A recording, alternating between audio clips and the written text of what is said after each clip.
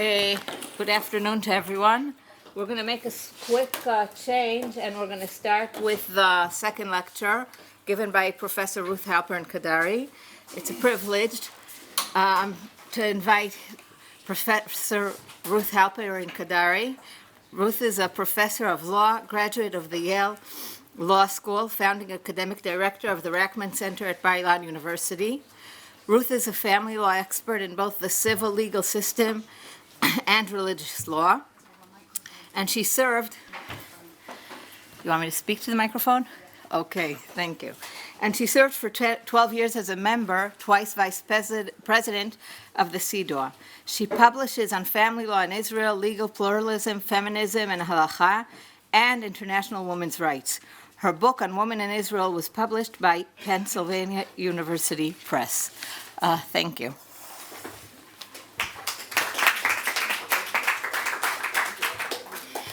Thank you, Tova.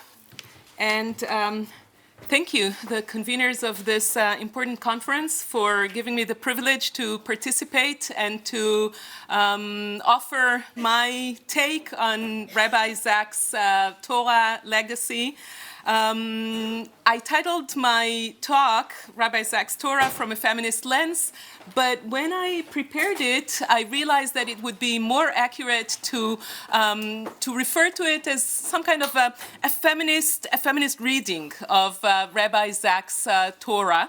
And I should start with an apology, although this is really almost a sin mideoraita to start a lecture with an apology.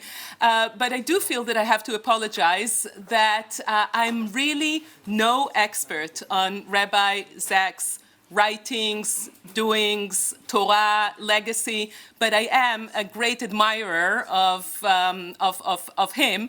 And when I was approached to offer this particular perspective from, maybe I can call it from a woman's perspective, from a feminist perspective, I was really very happy to take this challenge upon myself and see what I can come up with. And I have to admit that with the help of my very able research assistant who is sitting here, Shoshana, I really discovered some very interesting things. And I was also privileged to talk with Miriam and to understand that this particular angle was not really dealt with so far. So maybe with all modesty, maybe I could contribute something interesting to this conference. So I think that if one were to ask how Rabbi Zach's writings and Torah and thoughts and machshava, how it could be taken from a feminist perspective, we should first divide between the halachic level and the philosophical level. On the halachic level, the questions are quite simple, right? The way to deal with it is to ask what was Rav Zach's halachic approach to issues that are clearly gendered, such as the differential religious obligations, mitzvot aseh she'azman graman, ptor nashim mitzvot aseh she'azman graman, and etc. And obviously more so, all the halachic rules that are clearly discriminatory against women. So what was the Rav's position with respect to those specific predicaments of Jewish women, primarily in the area of divorce, which is one of the areas that I specialize with, particularly the issue of mesoravot get and agunot. So that's on the halachic level. And then on the philosophical level, there is this huge breadth of Rav's philosophical writings spread over countless books, drashot. We have this counter outside the conference room, which contains only some of Rav Zach's books. So drashot, articles, from which we can try to assess his take on women and men, on gender roles, gender differences, feminism, and particularly on Jewish feminism. So how to go about it? And this is actually not the only division that, if we want to take this challenge systemically, analytically, there are more divisions within these two directions. Because on the halachic level, maybe we should make a difference. We should differentiate, and we should examine differently the writings of Rabbi Sachs and the doings of Rabbi Sachs as a leader and as the chief rabbi of Britain. And on the philosophical level, there as well, I would suggest, and I would actually want to focus on that we should differentiate between explicit writings and then what Harav Sachs did not write about. Those areas where he perhaps left unattended and unexamined. That what I refer to, perhaps I would suggest to refer to as silences. Now, so I want to address first, a few minutes, the level of Harav Sachs as an halachic leader. And here I'm very grateful to Rabbi Dr. Raphael Tzarum, who was really very generous in sharing with me his own rich knowledge of Rabbi Sachs. And I really want to repeat the maybe explanation that Rav Tzarum offered when maybe superficial, but not that superficial examination of Rabbi Sachs' halachic writings reveals that he did not explicitly address those areas in which I myself, as a feminist, as a religious feminist, whatever that means, and this is not the subject of this specific presentation, so I would have expected him as such a prominent leader, as the chief rabbi of one of the largest Jewish communities in the world, to take a firm position on the issue of agunot, of mesoravot get, to go into the halachic predicament there, and to confront the blatant discrimination against women in these areas, and there is no such writing by Harav Sachs on these particular areas. And so here I go to what Rav Tzarum explained, that we do need, of course, to take into consideration the very delicate position in which Rav Sachs was in terms of his role vis-a-vis the Jewish community in the UK. And as a pragmatist, he preferred to do a lot in these areas, realizing that it would be, or believing that it would be more effective to work through education and not through exerting political power over the community. So on the one hand, he edited the Women's Review, which contained a very in my reading, a very harsh critique of problems relating to the position of women within Judaism, but then he did not continue to act on this review.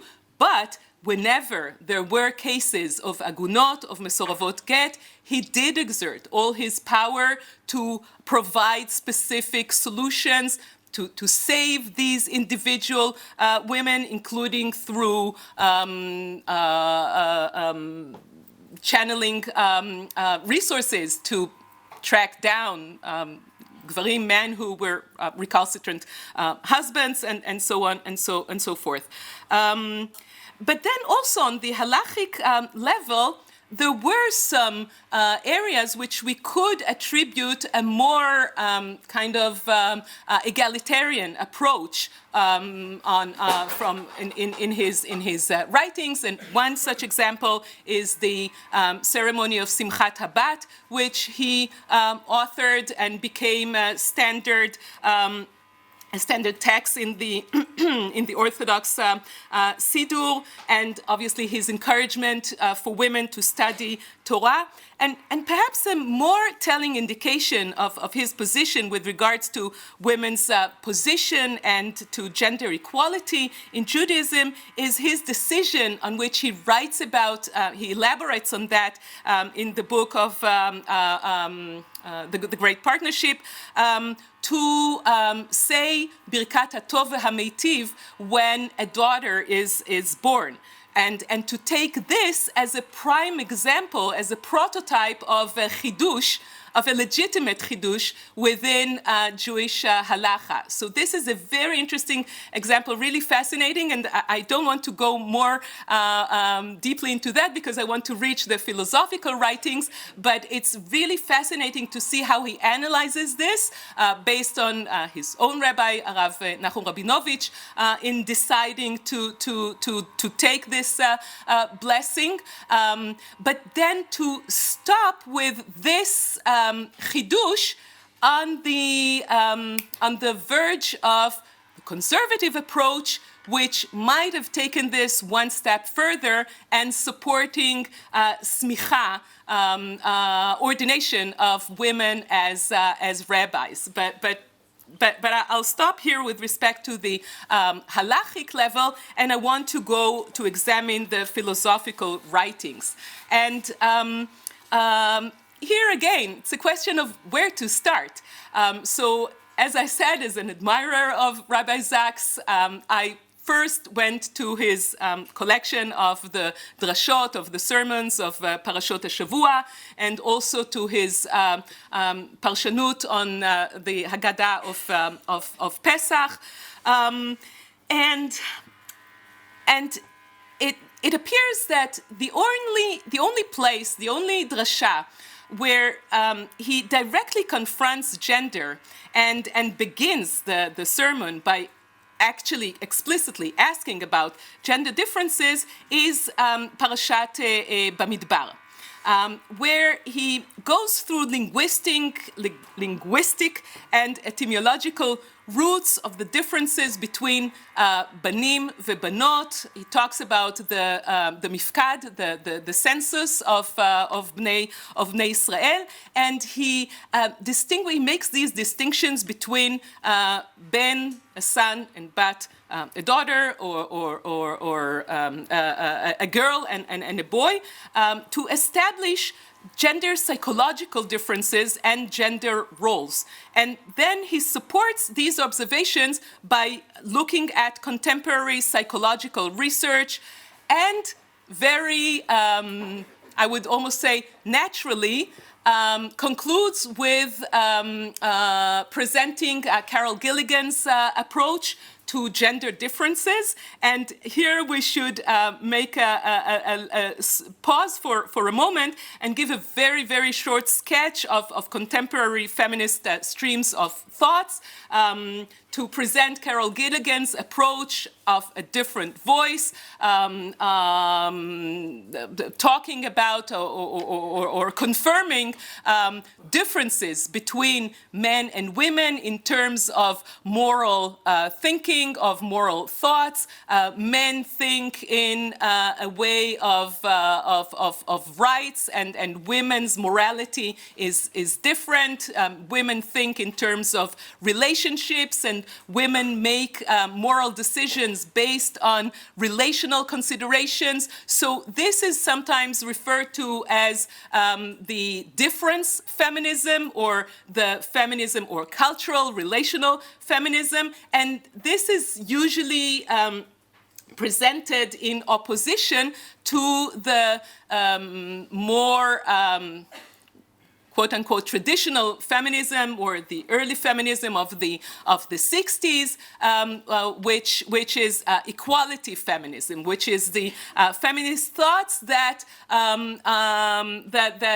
argues with attributing differences and with attributing gender differences, and it's really not surprising that we could ascertain maybe sympathy in Rabbi Zach's writing with and identifying himself with the approach presented by Carol Gilligan that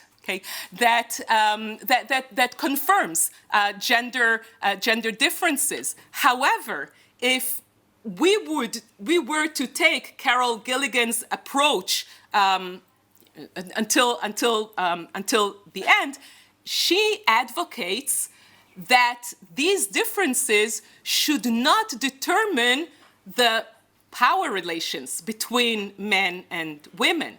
And she actually advocates for an androgynous model, saying that women should embrace those attributes that are usually characterized with men, and men could and should embrace those characteristics which are usually attributed to women. And Rabbi Zaks, when he presents her theory and concludes in that particular sermon of Bamidbar, does not reach that conclusion. Now, I know that my time is almost up, so I want to say a few things about the book of Breshit, the whole book of Breshit, which is actually the obvious place to look at if we were to see what Rabbi Zaks thought about women and men, because this is the book about relationships, right? This is the book about familial relationships, whether it is about couples, whether it is parents and children, whether it is about children's relations themselves, and adopting a feminist approach would mean that myself, I would read this book and look for the hidden voices, the unheard women's voices within those stories of Breshit. And if I read Rabbi Zaks' reading of the Torah, this is what I'm looking for. And unfortunately, I did not see this in the story of the creation, Adam v'Chava, in Parashat Breshit, and also in the book of the Great Partnership. There's a beautiful interpretation of the story of the creation, contradicting the usual narration of this story within the Christian legacy of the original sin. It really offers a beautiful way to look at this, the construction of the relationship between Adam and Eve, but there is no attempt to go into Chava's own feelings, understandings, thoughts, what actually drove her to contradict God's directive not to eat from the forbidden fruit, what made her, contrary to the usual perception of gender roles, what made her the initiator of this whole story. And we could contrast this with other interpretations of the book of Breshit, of the story of the creation. For example, Professor Ilan Pardes, wonderful book of Habri'ah Lefi Chava, and I don't have time to do this comparison, but this really goes on in all the other stories of Breshit, of Sarah and the Akedah. I mean, isn't this where it really begs to talk just a little bit about what Sarah felt when she wakes up in the morning and she sees her husband and her only child gone missing, and then, I mean, we all know the very famous drasha of Sarah's death, right when she heard what actually happened. So this is another lacuna, another silence. Then there's the relationship of Rachel Leah, and Rabbi Sachs does talk about the pasuk of Yaakov ahav et Rachel yoter mileah.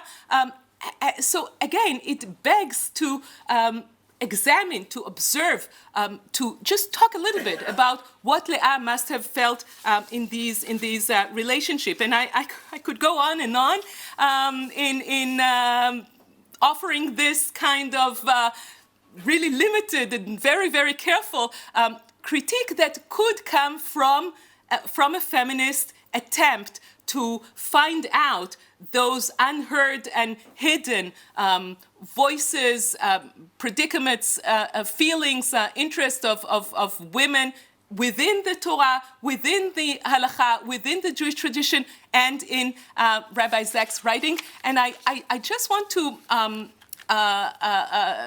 conclude by saying that I really don't want this to be taken as a negative critique of Rabbi Sachs' legacy, but I want to offer this as with a question mark. How can this be explained? That this great, with this huge, really prime example of a Jewish leader and philosopher with such sensitivity, with such a humanistic approach of humanism, how come there is these maybe blind spots in his writings, in his philosophy, in relation to women?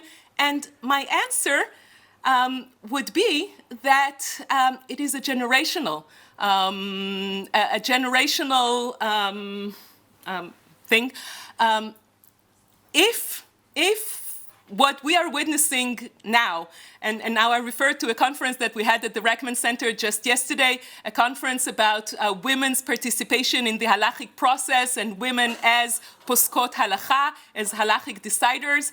We talked about the Batei Midrash, and also about the mixed Batei Midrash, about the way that viewing the halacha, studying the Torah, changes when men study them with women and are able to hear what women think, what women reflect, how women observe those texts that had been written and studied and taken upon by men only.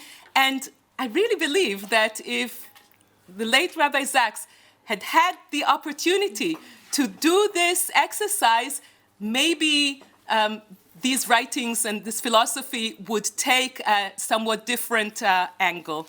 Thank you very much.